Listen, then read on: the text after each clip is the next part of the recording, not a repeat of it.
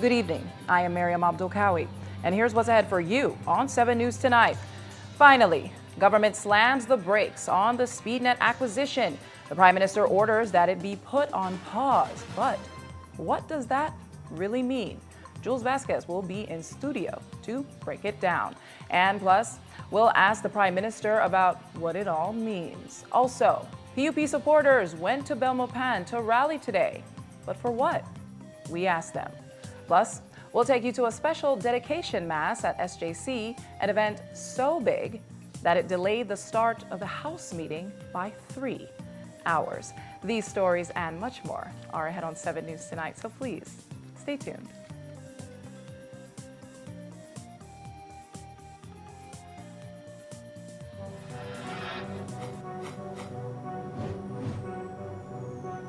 Please, you're watching the Nation Station, Channel 7.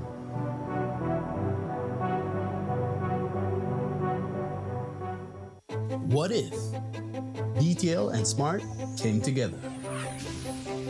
What would it mean for you? No price increases. In fact, call prices could drop by 10%. Call anyone on any network. Same fair prices. Signal expanded to where it's needed most, redeploying 43 cell sites, connecting 20,000 more Belizeans. BTL and SpeedNet. Know the facts. The roads of Belize connect us all. Riders, drivers, families, friends. Every day begins with a little routine and the confidence that life's journeys are protected. From school drop-off through the daily grind and everything in between, each with different roads ahead, yet one common goal: to arrive safely. Atlantic Insurance stands with Belize's riders and motorists with affordable protection, support, and peace of mind for the journey ahead. For the roads we share and the lives we protect, Atlantic Insurance is by your side, insuring you from life's unexpected. Atlantic Insurance, insuring you from life's unexpected. Remember when Senator Bacon was still a senator? He spoke about transparency and honesty. If you don't have anything to hide, why don't you bring it to light? So why did Chairman Bacon hide this? The first ever employment contract for a chairman, locked in for 5 years with a salary nearly $400,000 a year. Remember, BTL is owned by the people of Belize. So while you struggle with high rates, he collects nearly $400,000 a year and gets paid even if he's no longer a director of the company. So even though everyone wants him gone, NTUCB members wanted to demand Chairman Mark Lizarraga's resignation. Chairman Lizarraga needs to go. Bacon ain't giving up that fat salary. And even if he's removed, he still gets paid. I sit at the pleasure of the Prime Minister. Because that's how Chairman Bacon rolls. Registering the debt of a person is a crucial legal process done through the Civil Registry Department and Vital Statistics Unit, which allows you to obtain an official debt certificate. The new Civil Registry and Vital Statistics System, CRVS, makes it easy. Register online or visit an office countrywide.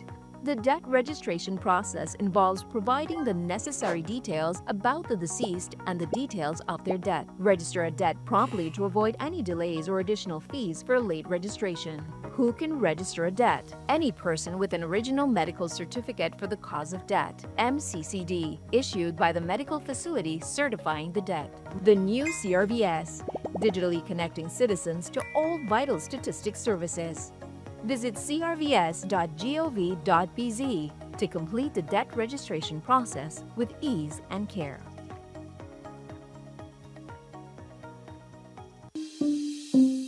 Indian restaurant located at 148 Newton Barracks Road in Belize City, saying great authentic Indian cuisine.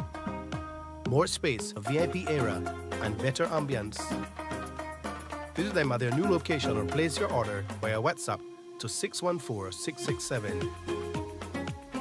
Restaurant. Come enjoy a true Indian experience.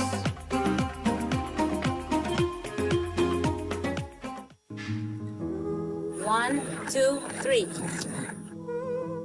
The opportunity of having a home for myself. Very happy. This is something that is my personal. As you can see, when they get these houses, it's an absolutely chilling time, and I'm just absolutely overjoyed, man. I had my own home, but the water came in. I really appreciate this house. These are humble, hardworking, honest people.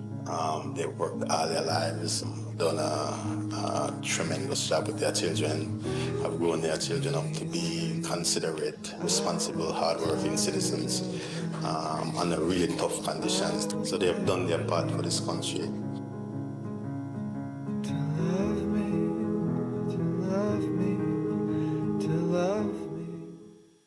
At Atlantic Bank, your convenience is our priority. Our contact center is designed to enhance your banking experience. With a wide range of customer service options, you save time and effort. You can easily call in to block or unblock your debit and credit cards, perform account inquiries, and access detailed card information. Whether you need assistance with online banking, merchant support, or general inquiries, our team is ready to help. For added convenience, if all operators are busy, you can leave your number and an operator will return your call as soon as possible to ensure you receive the support you need. Depending on your transaction type, we may need to verify your identity through a set of security questions. And remember, Atlantic Bank will never request your username or password for Atlantic Online via phone call, text, or email, ensuring your personal information remains safe and secure. Our support team is available Monday to Friday from 8 a.m. to 6 p.m. in both English and Spanish. Simply dial 223-1212. This is a dedicated line for our contact center. Atlantic Bank is committed to providing you with exceptional service and the tools you need to manage your finances conveniently and securely. Take full advantage of our easy-to-use contact center services today. Atlantic Bank, building the future together.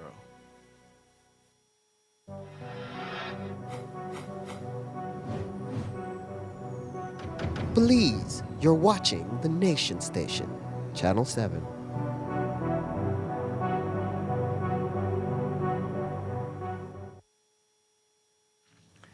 We begin our newscast with one of our top stories. Tonight, the Briceño administration and the Prime Minister in particular has been given some breathing room after an unexpected announcement came in today's House meeting.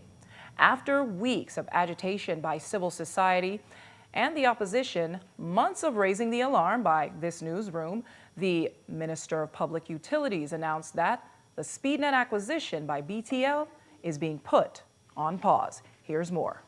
Given the level of public interest and the importance of the telecommunications sector to our economy, it is important that this process proceeds carefully, transparently, and in accordance with the law. The Prime Minister has instructed that there be a pause in discussions related to this matter.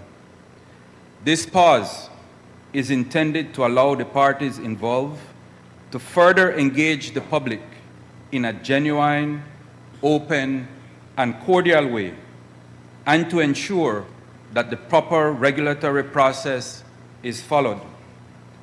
Any proposed acquisition of this nature must first be reviewed by the Public Utilities Commission, which is the independent body mandated to regulate the telecommunications sector. The expectation is that a formal submission of the proposed acquisition will be made to the Public Utilities Commission if and when the boards of the Social Security Board and the Belize Telemedia Limited approve the acquisition, allowing the PUC to consult thoroughly, deliberate on the pros and cons, and make a determination based on evidence, law, and the public interest.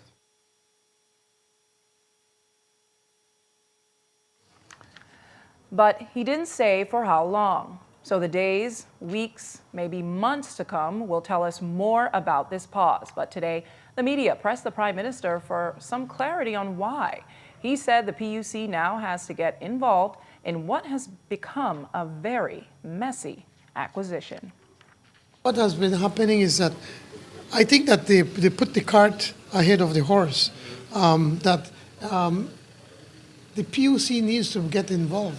The PUC, for instance, when BL wants to buy an equipment that costs $30 million, for instance, and they want to make certain expansions, and they want to increase rates, they have to go to the PUC, and the PUC would then take a hard look at what they're doing, look at the numbers, and see if it is correct, if it works or not.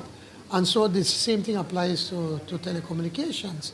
And so it is then the minister felt it's only right now that put everything on hold.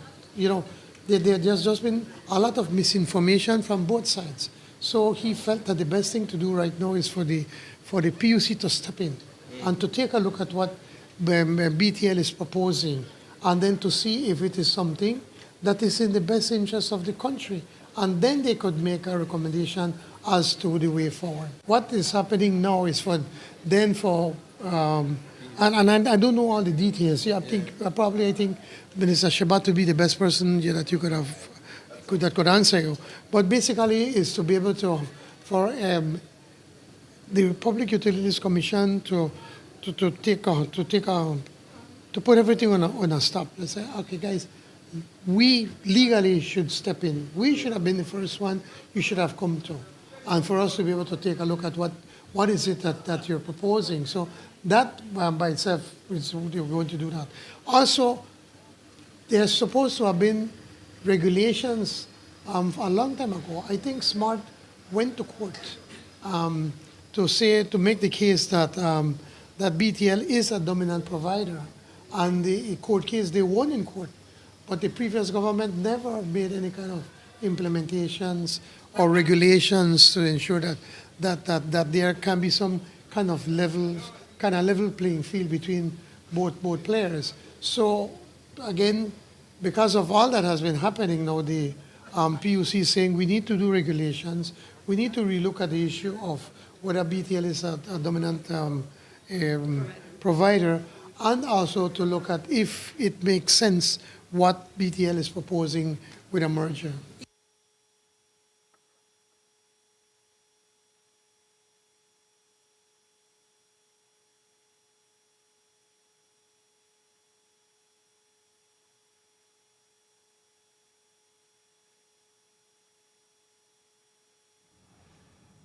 And joining me on set to break down the real meaning of all that's happened with SpeedNet and the SpeedNet acquisition today is our news director, Jules Vasquez. Welcome, Jules. Yes, thanks for having me, Miriam. Yes, and I know it's we're on a very full night. Yes, we're on time. But Jules, you've been looking at this proposed deal for months. So what do you believe got us here, and then what happens next? Okay, so today's announcement was somewhat unexpected, but we want to, first I have to focus on what the Prime Minister just said. Mm-hmm. He said that what is happening is that they put the cart ahead of the horse. Who is they? Is they BTL? Was it not the Prime Minister who was calling BTL board members, encouraging them to support a vote on January 9th? Who is the they that put the cart ahead of the horse? Now he's saying the PUC has to get involved. But what this underscores is that there has been a political capture of the Public Utilities Commission of Belize. That they can be so instrumentalized that one spell they're sidelined, they're mute. Yeah. A big public merger and acquisition is happening, and PUC now have nothing to say. PUC said, we have to wait until after everything is in, until after the deal is signed to get involved. But now, they're being instrumentalized by the minister and by the Prime Minister to say, no, the PUC has to get involved now. So the PUC is like an errant boy. And this really concerns me that our autonomous, or what should be the autonomous regulator of the industry, is being pushed back and forth in the fray and out of the fray at whim by the political operators. The Prime Minister also said that, we need to wait for approval. They were pushing for approval. It is the board of directors of BTL that wanted to take a vote on January 9th that went to the PUC with a notice on January 8th. And I believe the Prime Minister knew very well what they intended to do and was, I believe, exhorting board members to support a vote for an acquisition on Friday. This is what I believe. They talk about there's been a lot of misinformation. There was no information. That's what the chamber keeps calling for. Yeah. That's what the social partners, the chamber met with BTL and said that there is still not enough information. They issued that yesterday.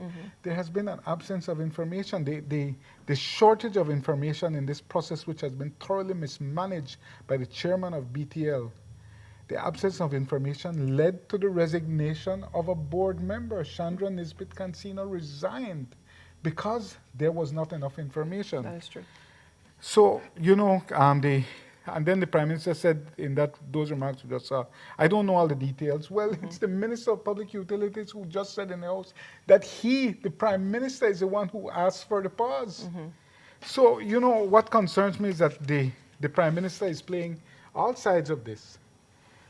For months, when we questioned him about it, he doesn't know. You have to ask Jaime. Call 670, call his phone number.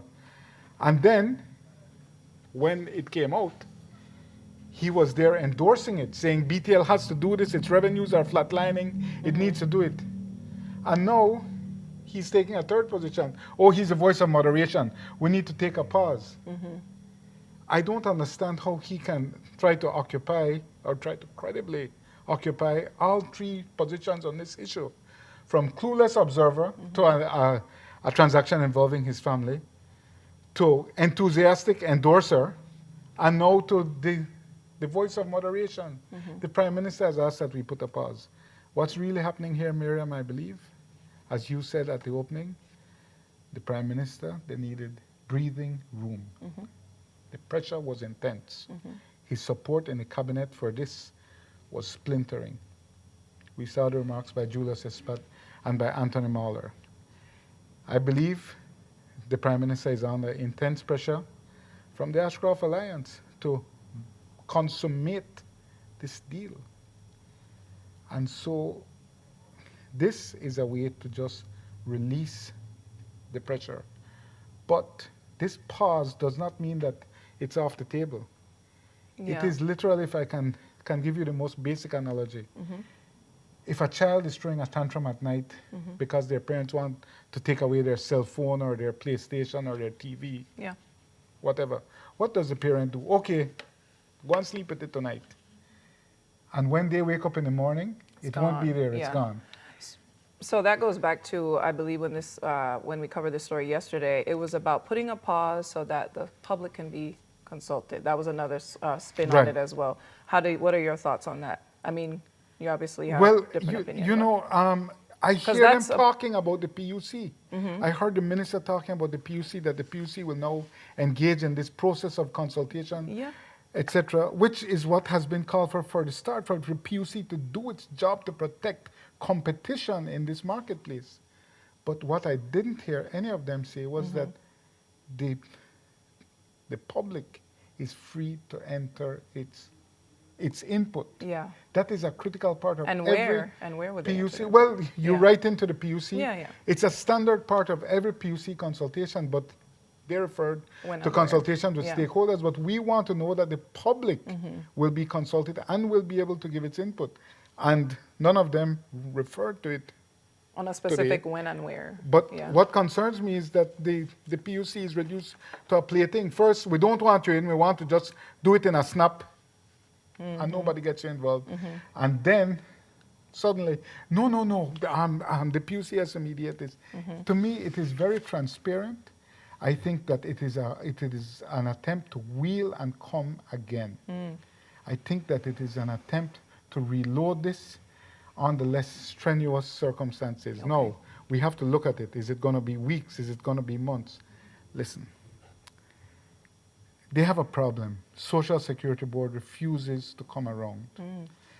And if the government-appointed directors push this thing without Social Security's 3 directors voting for it, it's going to look bad. Okay.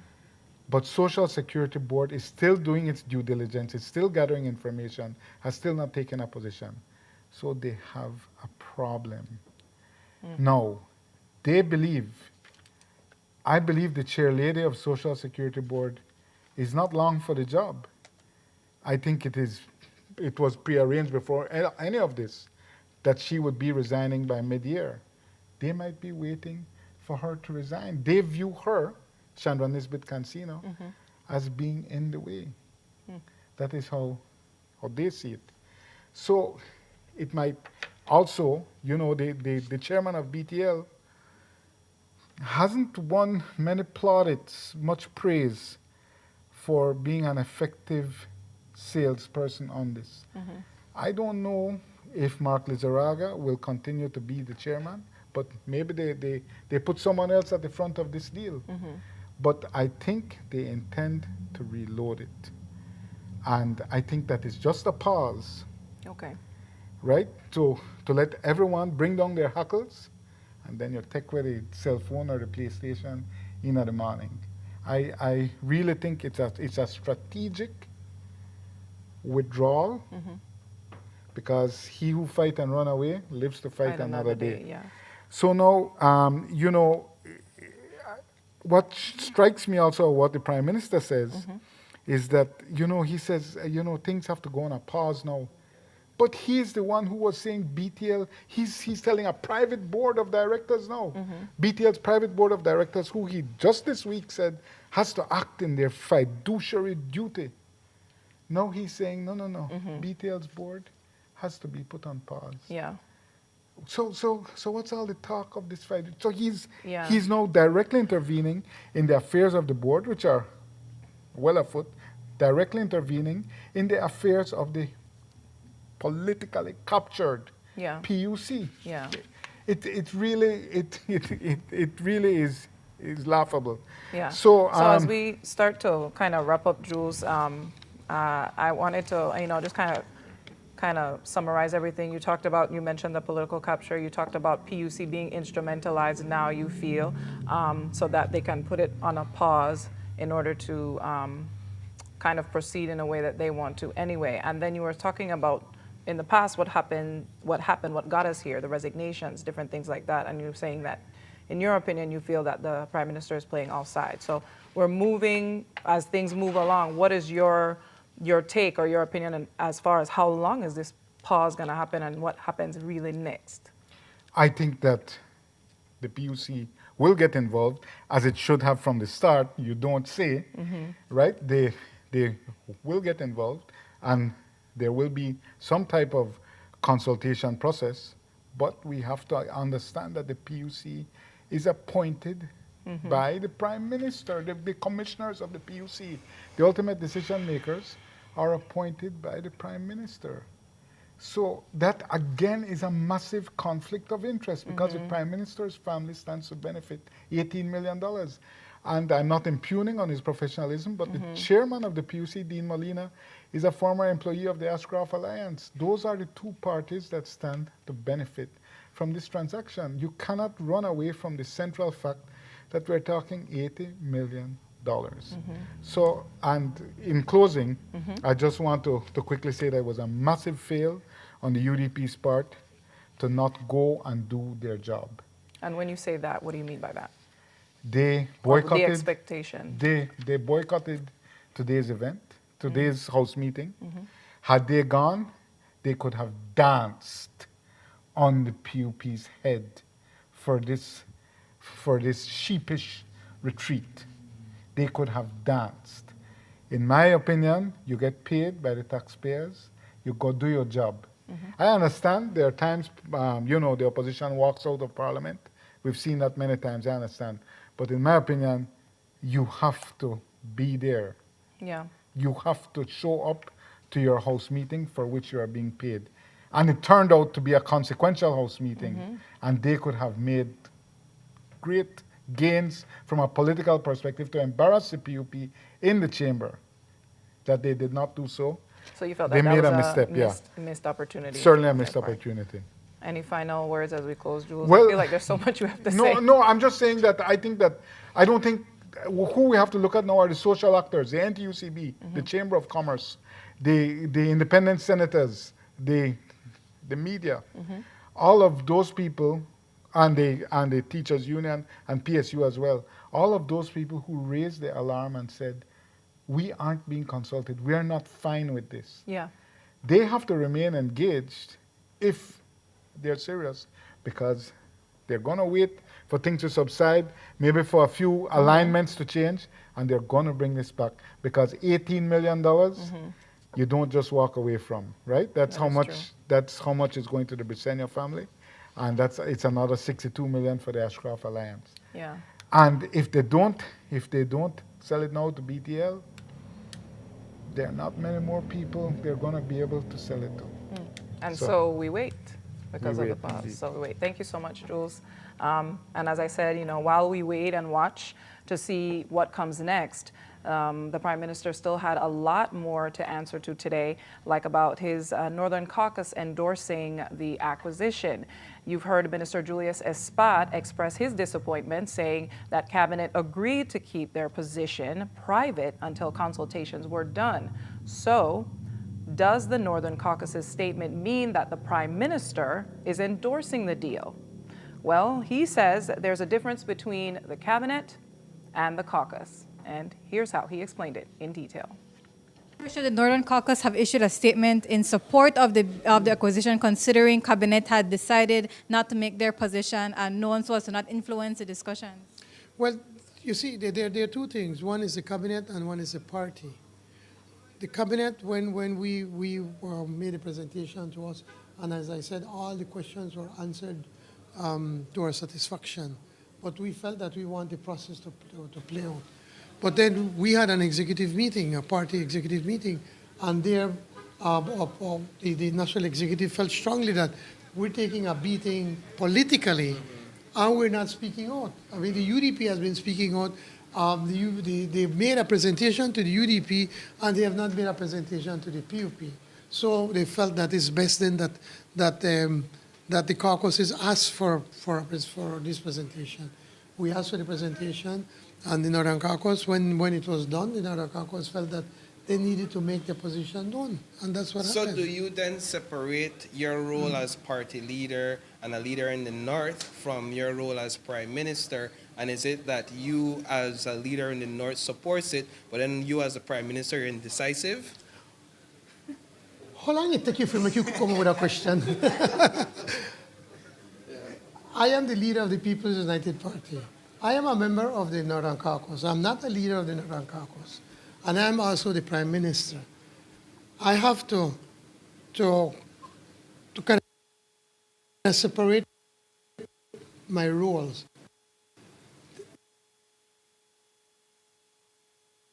The Cabinet did not see where, I don't know where you said, you came with the idea that the Cabinet was indecisive. The Cabinet said, we will wait. But the process go through. We don't feel we know where we want to go, but let's allow the public to have for there to be consultations. Now, the Northern Caucus, when they met, they decided that they want to take out a press release. And so that's what they did. That was a political issue. Cabinet is the government, so it's separate. So, but do you separate yourself from the statement of the Northern Caucus, or does the statement mean that you publicly endorse the bill? Listen, I'm a member of the Northern Caucus, and I'll leave it as that. And though Espat came out against the Northern Caucus's statement, what about Party Chairman Henry Charles Usher? When he was asked today, he didn't agree or disagree. He said it was up to the individual caucuses to make statements if they chose to do so. Where do you stand on the BTL smart acquisition? I think that we have already answered that question numerous times, Paul. We're allowing the consultation process to go through, and then Cabinet's position will be made public. Is the Northern Caucus politicizing this issue? The Northern Caucus is a Democratic part of our party, if they intend or wanted to make a statement, that's their prerogative. And you have no issues with that? I think it's important that everybody hears all of the sides to this particular issue, and that's what we are doing in terms at the caucus level. Can we expect the Central Caucus to also issue a statement? We've already had meetings with the other caucuses, and I know some of those meetings, some very tough questions were asked of the BTL representatives, and I think everything, it was ventilated and made sure that the people understand the issue. Does your position align with the Northern Caucus in terms of the BTL? Nice try, pal. Nice try. And then Minister Spat says he'd recuse himself, in a sense, from putting out a statement along with the the Western Caucus. Would you do the same? I think it's important that the caucuses meet, that they get an opportunity to ask their questions and to hear the presentation. Now, whether a statement or not goes out, that's up to the caucus. And does Minister Usher agree with the sentiment that supporting the proposed acquisition is essentially political suicide, considering how many social partners have voiced their opposition? Well, once again, he didn't give a straight answer, but rather put the onus on the decision on the BTL board. Here's more. I think that it's important, again, for the people to hear all of the issues and not make the misinformation sometimes, or the lack of information sometimes lead persons to come up to, I would say, a position that maybe is not as informed as it should be. But I think it's important that we listen to what the people have to say and that the decision is made by the Social Security Board, by the BTL board. It's not a decision for the government, I believe. Sir, but the chamber is saying that there hasn't been sufficient information provided even after BTL has presented to them. Well, I think if that's the chamber's position, then, we have to respect that position. But I don't know what all was provided to them. It appears the SSB is saying likewise that they are doing their due diligence because the sufficient financial information hasn't been provided to them likewise. Same answer. That's their prerogative to make that statement, but I don't know what was presented to them. Sir, but the chamber is saying that there hasn't been sufficient information provided even after BTL has presented to them. Well, I think if that's the chamber's position, then, we have to respect that position. But I don't know what all was provided to them. It appears the SSB is saying likewise that they are doing their due diligence because the sufficient financial information hasn't been provided to them likewise. Same answer. That's their prerogative to make that statement, but I don't know what was presented to them. So then if we lack so much information, why is the government doggedly going ahead with approving this, saying yes, it's a business decision? Marisol, please don't make a statement that's not true. The government is not approving anything. I think that's important that this is done the right way. I said when I was first asked this that it should have happened from the very beginning, that this consultation process, that these information sessions are carried out so that people understand this position. It's for the shareholders, it's for the directors to make the decision. Don't try to confuse people by saying that government is making a decision. That's not professional. And one of the points brought up by the Chamber of Commerce was the lack of an independent valuation, which leads to the question, what is SpeedNet truly worth? And what do their financials look like? Well, according to reports, SpeedNet only presented 1 year's worth of financials. But the Prime Minister explained why he believes additional reports are not necessary. I think I really don't want to get into this whole back and forth because, again, as you all know, my family is also involved. But there are different ways in how you value companies in different ways, and that has been explained to them. When you don't want to see, when you just don't want to, that's what's happening right now. Let me give you an example. We, in the North, we bought pretty much all of the cable companies in the North. One of them that we bought was from Jules Vasquez, from his father. We paid him $250,000. We did not ask for any financials. Why? Because what we were buying was the cash flow. We knew that within the next 4 years, we'll be able to get back that money that we give him. We knew that it would not cost us much to provide that service to their customers. So, do you know what Jules Vasquez gave us for $250,000? We didn't even have a pencil. Nothing. All we did, wait, let me finish. No. I am making the point. You're missing the point. No, not it make up your face like that, man. Wait, man, make her finish. Allow us wait, man. It makes sense. That's the point. It makes sense. Because what we did, we took off his customers and put it on free system, but it never cost me much to service them because we already have the trucks running up and down in the area. So the same thing applies to BTL and SpeedNet. I don't know how many financials or whatever they did, but what I'm telling you, use that as an example. And in the presentation, the accounting firm, what's it name? More, who their company, their headquarters from Brazil made the evaluation. What are they saying is that the market is pretty much saturated, and it would cost nothing to any. Let's put it reverse. It would cost nothing for BTL to move over to Smart because it's the same service that they're providing.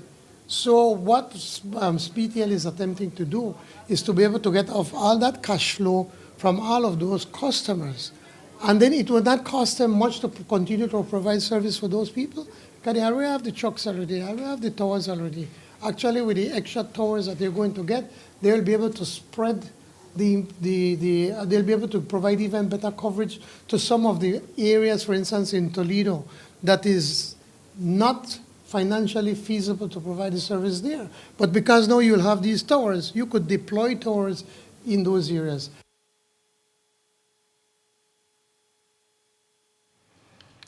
And we take a break now, but when we come back, the UDP didn't show up in Belmopan to rally today. But guess who did? You guessed right, Team Blue. But why were they there? We asked them. And the Occupational Health and Safety Bill finally passed by the House today after 17 years. We'll have the highlights. Stay tuned for more news.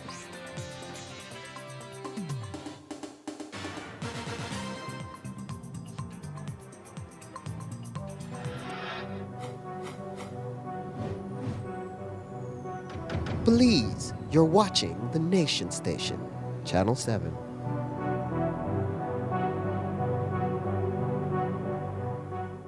Finally, a postpaid plan for 3 people. Introducing Smart Trio. Why pay for mobile service alone when you can share and save?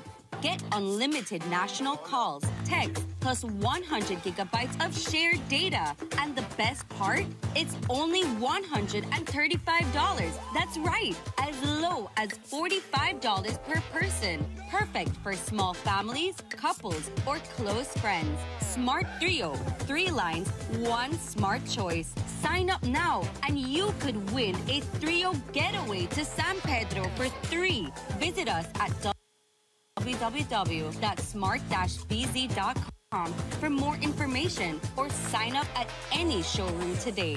Smart, bringing people together.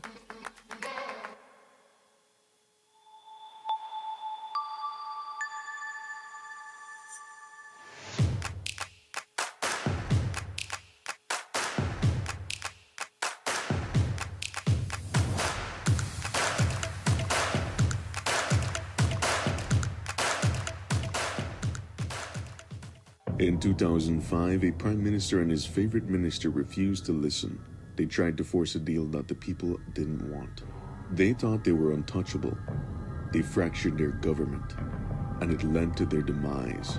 20 years later, the movie is repeating. Different prime minister, same arrogance. He isn't listening either. And look who's back. In 2004, she was at the center of the Social Security scandal. 19 million more. That's how much the government of Belize will have to pay the Ashcroft Alliance. Today, she's on the BTL board, supporting a deal that will benefit the Briceño family. History repeats itself. The same faces making the same bad deals at the expense of the same people. You, different decade, same old corrupt PUP.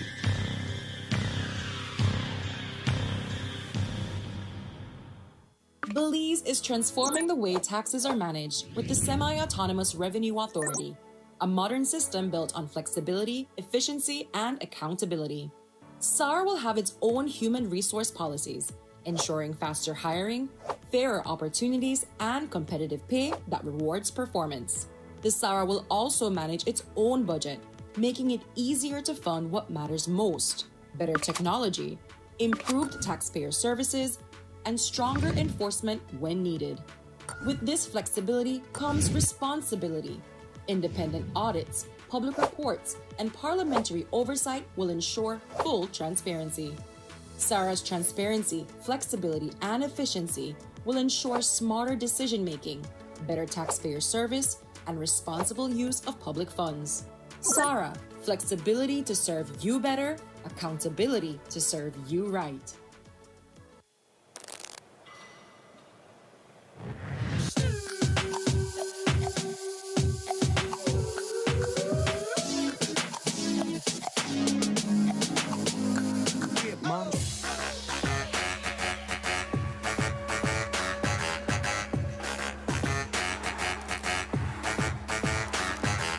Drop it like it's hot.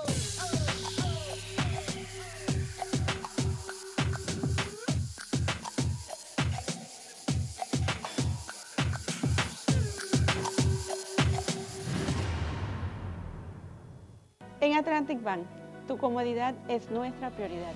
Nuestro centro de contacto está diseñado para mejorar tu experiencia bancaria.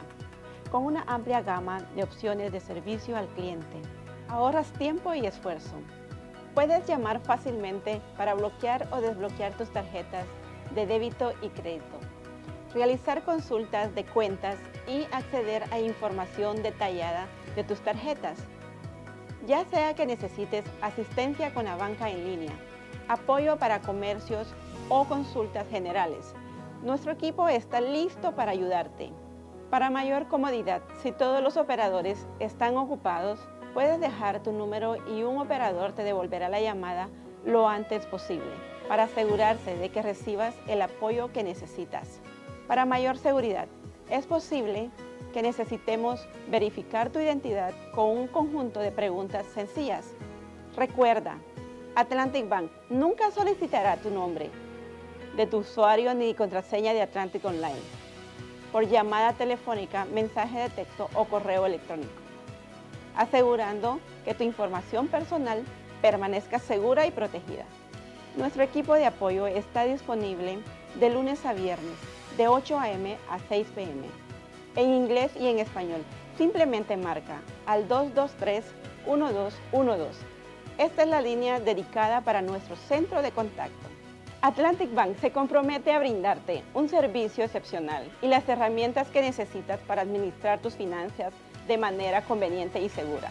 Aprovecha al máximo nuestro servicio del centro de contacto. Atlantic Bank, building the future together.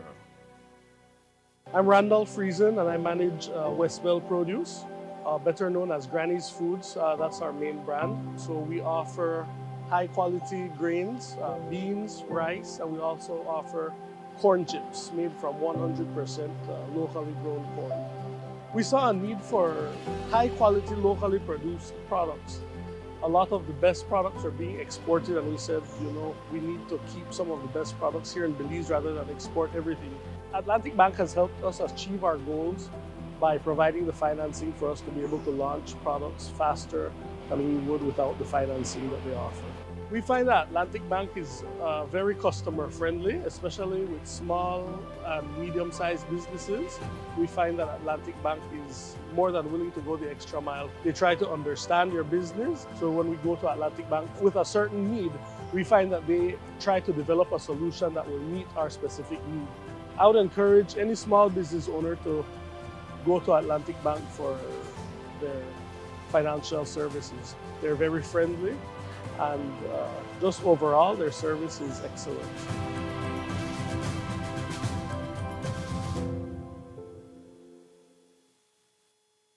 Nando's Wholesale is the distributor for the full line of Badia spices, including the original complete seasoning. the perfect combination of ingredients and spices prepared to enhance the natural flavor of your favorite foods. Also, cinnamon powder for all your desserts, fruits, and beverages, and as special dishes. All these are available in commercial sizes or restaurant packaging. Nando's products are available at your local retailer or contact us at 222-5000. From Corozal to Toledo, Nando's is proud to be serving Belize as its #1 wholesale distributor for over 35 years.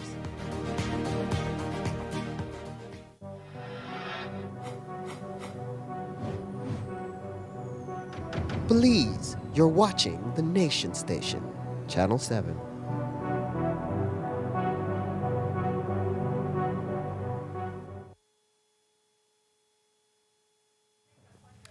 The UDP, in their ever-escalating agitation against the SpeedNet acquisition, had promised Part 3 today, but it did not happen, as we expected. And what resulted in the end was a strange way to start the first working sitting of the House with the opposition boycotting the entire thing.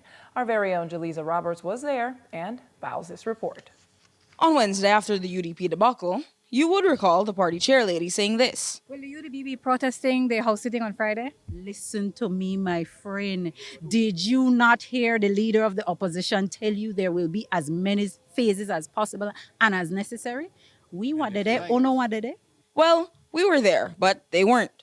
A press release was issued saying that the UDP parliamentarians would be boycotting today's House sitting in protest against the proposed SpeedNet acquisition. But while the UDP dipped, the PUP mobilized supporters from as far as Corozal and Punta Gorda to rally around their party, though no one seemed quite sure why. When we asked them why they were there, this is what they said. Good morning, sir. Would you be able to tell us why you guys came out here? We just come out because support the minister Devin Daly. Okay. We know he got free back, so we got support Dr. Osmond Martinez all the way. So you came here to support your minister? Here, right? Yes, that's right. We're all here for Devin. We can't support Devin Daly. You're from College? Yeah, we're from College. It's not a protest. No, it's not a protest. So we're here with our minister. It's not a protest. But what they didn't remember was that the UDP was protesting against the acquisition, and when the PUP supporters were questioned about where they stood, this is what they said. You support that deal? I support the deal because here why now? I mean, we should have been and had a campaign world district-wide, country-wide, showing why we're doing it. But it's a good thing because we live in a small country, small population. So how can we have 2, 3, 4 companies competing? The population is very small. Do you support the acquisition of Smart by BTN? No. So you support your minister, but you don't support this acquisition? No, ma'am. Mixed messages in the same form law enforcement, which had a massive deployment for a friendly crowd that was doing nothing more than standing, sitting, and congregating. And the only action we saw was from their waist while dancing punta.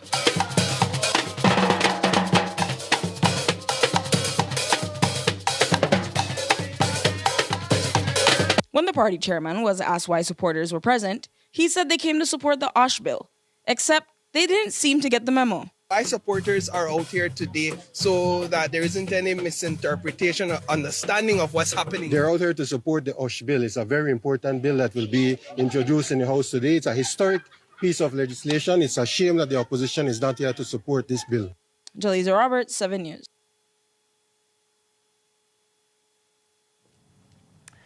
And today's demonstration was in fact legal as an application was made by the PUP protest. Here's more. Commissioner, has a permit been issued for a demonstration out here today? We did receive 2 applications, one from the NTUCB and one from the PUP. The one from the NTUCB, they decided to cancel their application for today's protest. So none was received from the UDP? No application was received from the opposition. And the PUP one was approved? The PUP did submit an application to protest, and that was approved.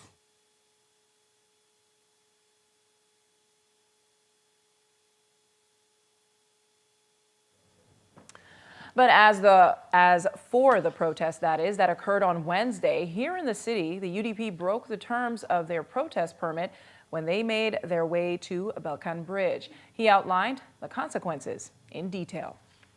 $1,000 bond, right? The permit stipulate the bond that was agreed upon by both sides, by the party. Can the penalty be that they would have to give up that bond? Like I mentioned, it was unfortunate that they violated the agreed upon conditions of the bond to protest, and there may be legal consequences for the organizers. Can you talk to us about what happened with Yellowman? We did see a suspect acknowledgement form that had an acronym which says being the member of refers to being the member of a gang, yet you said otherwise. Like I mentioned, the members of the United Democratic Party reached out to the Belize Police Department of concerns that they had that Yellowman was trying to incite violence, and based on that, he was brought in and interviewed. The investigation is ongoing at the moment. Was that a tactic to de-escalate things and have the people move off the bridge? Based on the information we received, he was brought in and interviewed, and investigation continued. There are several other things that we need to be able to do, that we need to do before charges are laid.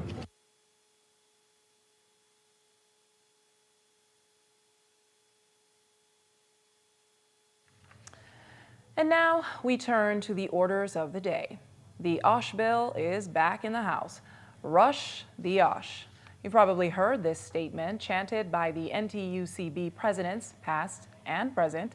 And after 17 long years, the Occupational Safety and Health Bill was finally passed in the House of Representatives. This bill seeks to protect employees and to mandate that it is the employer's duty to ensure the safety of their workers. It's an extremely significant bill which will see the outdated factories bill be repealed. And it's been a long time coming. And it had full parliamentary support today, mostly because the UDP members were absent due to their boycott in the opposition to the proposed SpeedNet acquisition. When the Minister of Health and Wellness rose to support the bill, he threw a few shots at them. I must make this comment that I find it deeply disappointing that on the second reading of such an important and long overdue piece of legislation, a bill that directly protects the lives, health, and safety of Belizean workers, the opposition chose boycott over responsibility. One has to ask,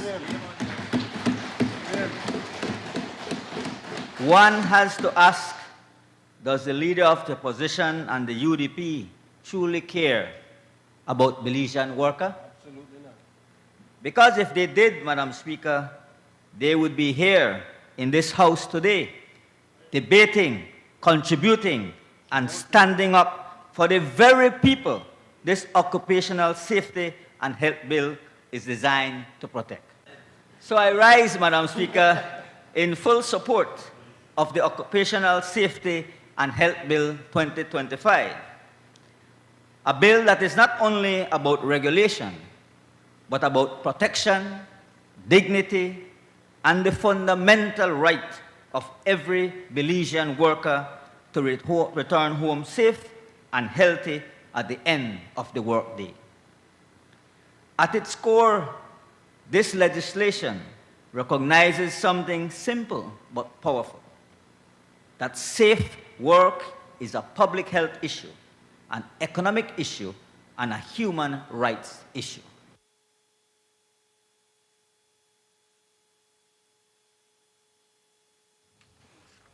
And when we asked the Prime Minister about the bill after the meeting, he explained that it had to go through several revisions, but was ultimately ignored for years during the UDP's time in office. He also lamented the absence of the opposition during what he calls a historic sitting. It's a bill that has gone through 17 years. And I remember when we first presented the OSH bill under the Musa government, this was a very ambitious bill. And the way it was presented, if I could remember a little bit, there are certain things that were not really practical. For instance, you're talking that if in the cane fields, that for every I don't know if it was 5, 10 persons that you have working, you have to put like a toilet, you know. That's I remember that's an example. And so there are a lot of things that were not really practical. And so we had to go through another trying to revising it. Well, our term came to an end. The UDP came into government, and I don't think they never really gave it the attention that was necessary. And since we've came in, we've been working hard at it, and we had to ensure that it is a bill that can work, that both the private sector and labor can be able to live with and to work with. And so I'm very happy that we finally made cross that hurdle. And so today, at the second, we passed the second reading and the third reading. It's unfortunate that the opposition chose not to attend this meeting, because this is a historic day that we're passing the OSH bill, something that our workers from all across the country have been clamoring for. And first of all, the employers have to make sure that they protect their employees at all times when they put them to work. As an example, especially in the construction business, construction industry, there are many times when you see workers all the way up on top of a roof, on a zinc, you know, and it has an angle and no rope or no nothing that could hold them back should they slip. And there have been so many sad cases when people slip, they fall, broke their foot, they can't go back to work, and all they could live on is the little that they get from Social Security. Under this bill, we have to try to provide some form of protection for them. And also, it gives a right to the employee to be able to say, hey, I can't work under these conditions because it is hazardous and it does not giving me that protection. And then they can't be fired for that, because then again, they can go and report to the committee.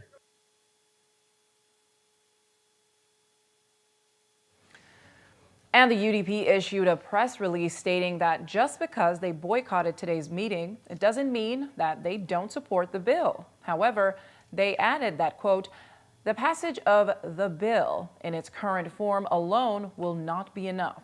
Key observations in the amended bill include the broad powers, that is, the broad powers granted to inspectors, including the authority to require costly examination and tests at the employer's expense, the heavy reliance on ministerial regulations and orders to define key aspects of implementation, penalties, and timelines. Also, a penalty notice system that may allow certain violations to be settled by payment of a fee rather than through meaningful corrective or deterrent action, and the absence of a clear remedy for workers who are harmed by contraventions of the Act, end quote.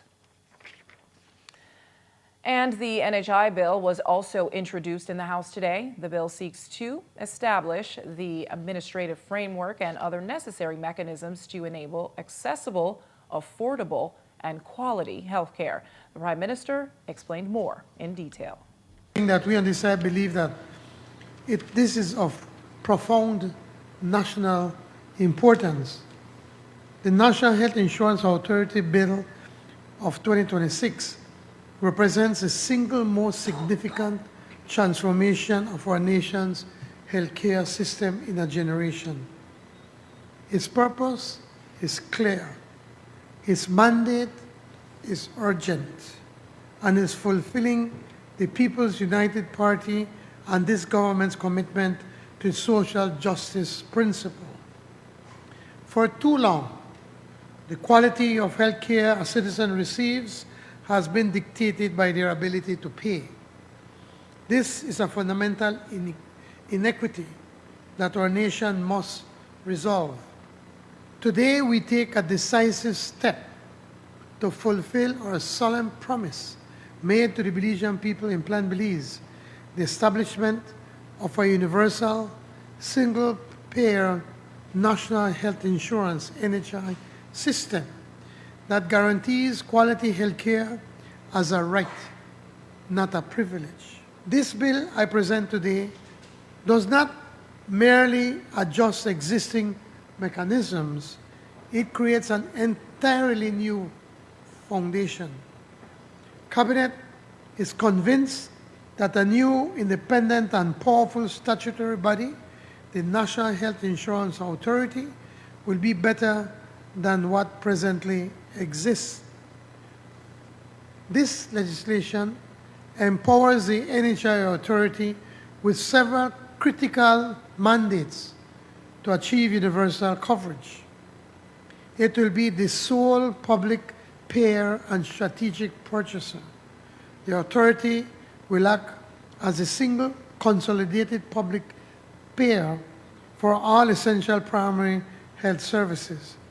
This centralized power is not for control, but for responsibility to ensure every dollar is spent efficiently to achieve the best health outcomes for our population.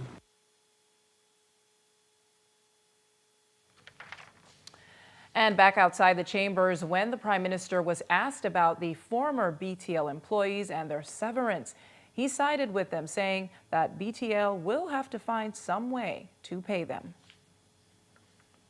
I think they have a meeting today. The board meeting is discussing that. So, but at the end of the day, as I've said, that I believe that some way have to be found to be able to pay these people. I'm not speaking. I might get into trouble, but I'm not because I'm no attorney. But I don't think there's a statute bar for your severance pay, especially when you were told you can't get it. It's not like you never wanted. You told you couldn't. So I do believe there's a strong case for these employees to be able to get there.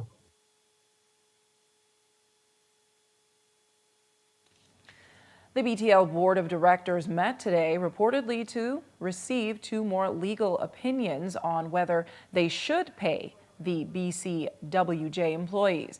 The total severance payment of both groups of employees could be upwards of $20 million. And we take our final break now, and when we come back, we'll take you to the special mass at SJC today and show you how in a first, the Prime Minister and his top ministers flew to today's House sitting. Stay tuned for more news.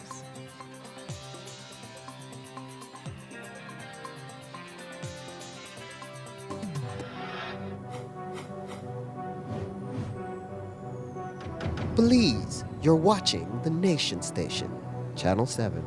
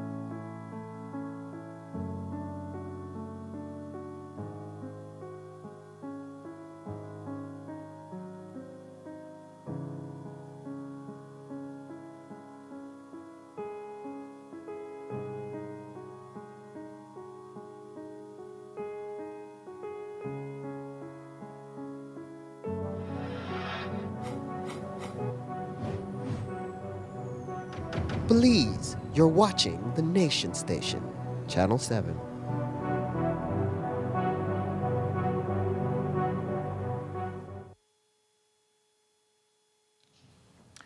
We continue our newscast with a story of murder. There has been a murder this evening in Dangriga town. Bernardo Gorosica, a prominent figure from the Salty Dog area, was shot 8 times and succumbed to his injuries. Police suspect it is gang-related. And we'll have more on this story in Monday's newscast. Meanwhile, Desmond Tillett, he is the brother of Joseph Budna, and he is detained at police headquarters in Belmopan. According to his family, police picked him up for cyberbullying, accusing him of operating Budna's Facebook page, which this afternoon put up a post making accusations against the commissioner and leading politicians. Well, we spoke with Budna and Tillett's wife via phone, and this is what they told us in detail. This is a political persecution against our family because the government is trying to silence us as to back off from the civil suit that we have against the government, or I have against the government, and also they believe that he is posting, which they are totally wrong, because the person who is posting is out of the country of Belize. I am not a fool to allow any one of my family member to post on my Facebook page when I know that cybercrime unit is being used politically to silence anyone who try to speak up against the Briseño administration. So that is one analysis that I made before I authorize a person outside of the country of Belize. I have a friend there in I don't want to mention where, but that person is in charge of the Facebook. And also I have a second person as well, not in Belize, because I know that cybercrime will be going after my family or anyone who they believe is posting. I was at work, and so my husband made a call to me quickly and told me that the police officers are at our home in Belmopan. They're detaining him. They took him to the Belmopan police station.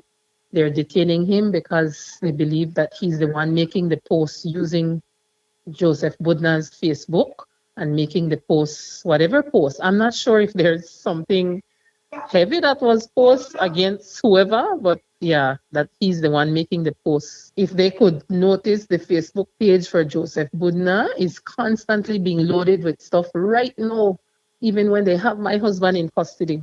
And so how does this directly affect the family with him now being detained and possibly charged?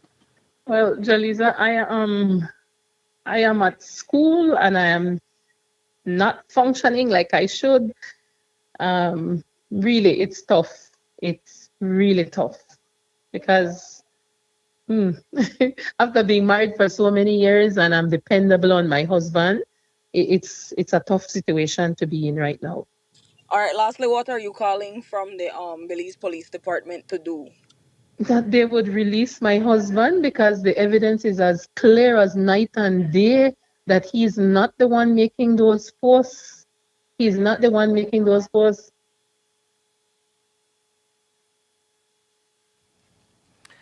Budna spoke from a public phone at his jail, and we note that Ryan Budna page remains active even with Tillett being detained. And now turning to other news and one of our top stories, the Jesuits. They have been in Belize for almost 2 centuries, and today they welcomed the Superior General of the Society of Jesus, who is currently on a tour of Central America and other countries. His arrival also coincided with the completion of the newly renovated Fortis Chapel, and so a special Mass of dedication was held, an event so big that it forced a 3-hour delay in the start of today's House meeting. Our very own Jo Marie Lanza has this story.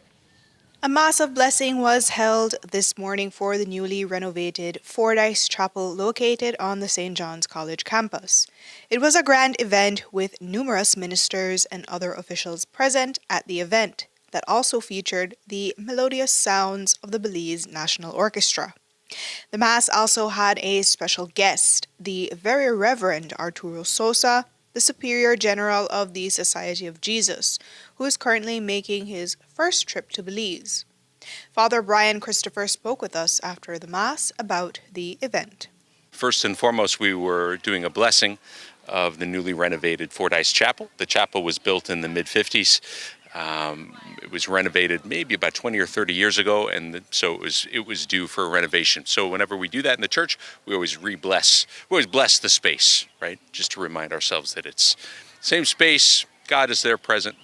But it was all happening. There were a couple other things going on. So the Superior General of the Society of Jesus, who is the Jesuit in charge of all the Jesuits worldwide, is visiting Belize this week. And so he was in town, so that was fortuitous. And then in the background of all of that, the Jesuits are celebrating 175 years in Belize. So he's doing a tour of the central and southern province of the Society of Jesus. So that's the lower third of the United States, plus Puerto Rico and Belize. And so he's just visiting major cities. He's visiting some of the major works that we do here. He's never been to Belize before. And so it's a great opportunity to show him around and show him the good things happening. Minister of Religious Affairs Dr. Louis Zabané was also in attendance, and he underscored the importance of the work of the Jesuits in Belize. It's a very special occasion for many of us who are also graduates of St. John's College. 175 years of service by the Society of Jesus, Jesuits here in Belize. So we're all here to celebrate this important moment, and also for us to enjoy the renovated Fordyce Chapel. We also had a very special guest with us today. It was the Very Reverend Arturo Sosa, who is the Superior General of the Society of Jesus. So it's for the first time we had someone at that level visiting us here in Belize. So that is why we were celebrating Mass today. Father Brian Christopher says that today's Mass was about giving thanks for all the time they have spent in Belize fulfilling God's work as Jesuits. It was a massive Thanksgiving. You know, as Father Tom said at the end, you know, we Jesuits are very grateful for, most of us are from North America, and so we're very grateful to the people of Belize for 175 years and almost 2 centuries of welcoming us and making us feel at home and including us in their families and praying with us and teaching us how to be better Jesuits, how to be better priests, how to be better Christians. So the blessings go both ways. The Thanksgiving goes both ways. But that's what this whole year is about, really, is Thanksgiving for everything God's done during this time. Jo Marie Lanza, 7 News. And after attending that special Mass, the Prime Minister and a number of his ministers left St. George's College at midday to board a waiting BDF Defender, which whisked them to the Hector Silva airstrip in Belmopan. They took off at 12:10 and arrived at 12:25, where vehicles were waiting to shuttle them to the House of Representatives. The House meeting was scheduled to start at 10 a.m., but ended up starting at 1:20 p.m. Meanwhile, and though the House meeting was delayed over 3 hours due to the Prime Minister's absence, he explained why it was necessary for him and 3 other ministers to attend. Here's more. I think it was important for us as a government to be there. I mean, along with him, he brought a lot of heavy hitters from Africa, from the United States, from Latin America, along with him. And I felt it was important for us as Belizeans and as a government to go and to be there to show our support and reverence to their visit, and also to show a sort of appreciation for the 175 years of service that they have given to this country. So that's why I felt it was important for myself to go. Minister Fonseca went there as well, the Minister of Education that has all these schools, Minister Henry Charles, who has always been the contact with the churches, and then, well, now the new contact person for the churches is Minister Zabané. So, you know, we felt that the 4 of us, it was important for us to be there. And we're so grateful to the Jesuit Society for the work that they have done over the 175 years.